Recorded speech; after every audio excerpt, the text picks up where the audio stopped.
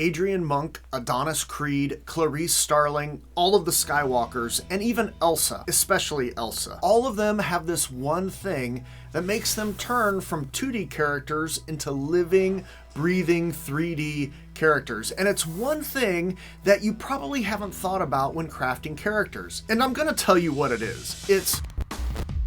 Okay, I know that was mean. Or was it a storytelling technique? I promise I'm gonna tell you, just give me a second. I wanna take a moment and just say thank you. Thank you for watching, subscribing, liking, commenting. You all are helping my channel grow, and I'm so very thankful for each one of you. But more than subscribers and views, I wanna help you. I want to know you better. I love reading your comments. I love the emails you send me. I love tips and recommendations for future videos. I love all of it. And that's really because I just want to help you find screenwriting success. And I really enjoy making videos to help you out.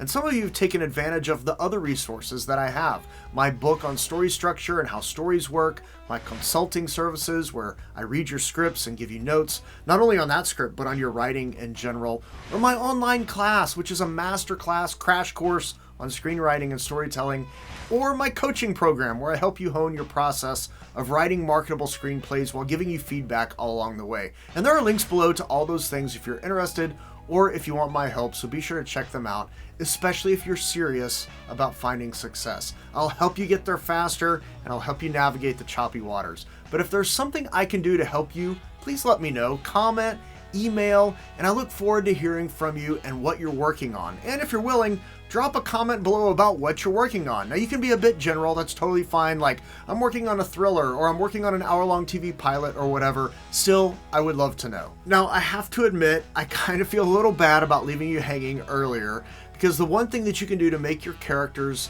pop, right? The one thing that makes any 2D character suddenly 3D, even a literal 2D Elsa who's actually a very solid 3D character. The one thing all of those characters, and pretty much every memorable character in TV or film has, is guilt. Now they may not be guilty of something. They might be guilty, but they feel guilty about something. Or another way to say it is they regret something, and it impacts their life right now. So somewhere, sometime before the movie or TV show started, something happened. It might have been to the character, might have been something that they did, might have been something that they let happen, or that they watched happen, or they feel they could or should have stopped and they didn't.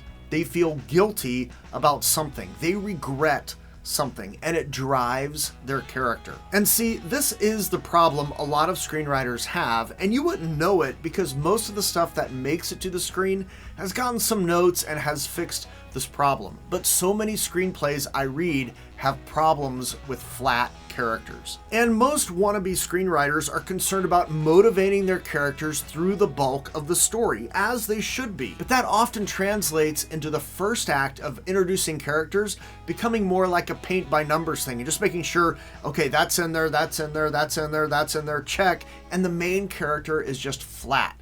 They're going through the motions until they're presented with a problem that they can pursue, and then they pursue it because of something they want. And that last part is great. They want something, and so they're pursuing it through the story, which you absolutely 100% gotta have. But you have to ask this question. Why do they want that in the first place? And I'll tell you why.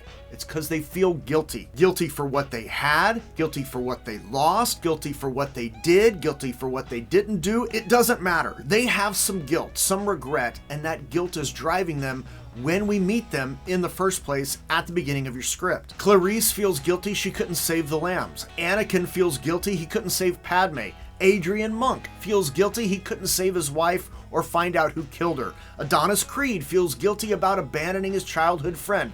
Elsa feels guilty for hurting others. Bruce Wayne regrets that he was powerless to prevent his parents' murder. He regrets that, and the guilt comes out in the first act. We may not know everything behind the guilt or what's driving it. That may and probably should come out later in the story, but the guilt, the regret, is right there. It is driving the character to do whatever they're currently doing when we first meet them. It's why they have the job they have. It's why they're in the relationships they are in or avoiding the relationships they're avoiding. It's why they have the vices that they have, either as an escape or as self-inflicted punishment. And if your main character isn't suffering from some form of guilt right off the bat, they will feel flat and two-dimensional. So your character has a good life. That's great. But what do they feel guilty about? The people they've stepped on to get there, the fact that they've forgotten about some of their friends along the way, the fact that they've neglected their family or not when they maybe should have, that they have a secret sin and feel they don't deserve the life that they have, so they work even harder to keep it. But here's the trick. Okay, you ready? Whatever it is that they're afraid of, whatever it is they regret and feel guilty about, that's what they have to confront in your story. John Wick got out of his old life, a life he feels somewhat guilty about, a life he buried in a box, in cement, in his basement, and it comes back to haunt him, and he must confront and embrace that part of him again.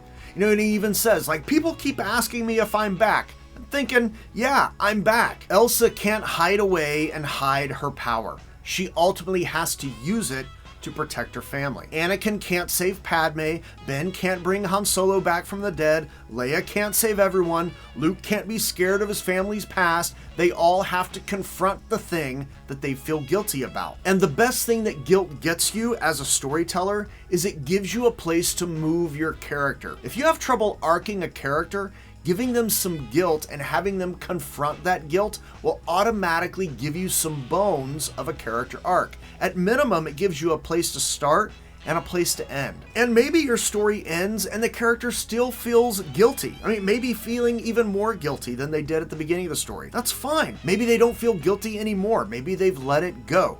But giving them some guilt will automatically make your characters stand out a bit more on the page. And if you're curious about what I mean by giving a character an arc, watch this. If you found value, fun buttons, there are links below if you're serious about finding success as a screenwriter. And when you tell a story, make your characters feel guilty and tell a story that matters. See you later.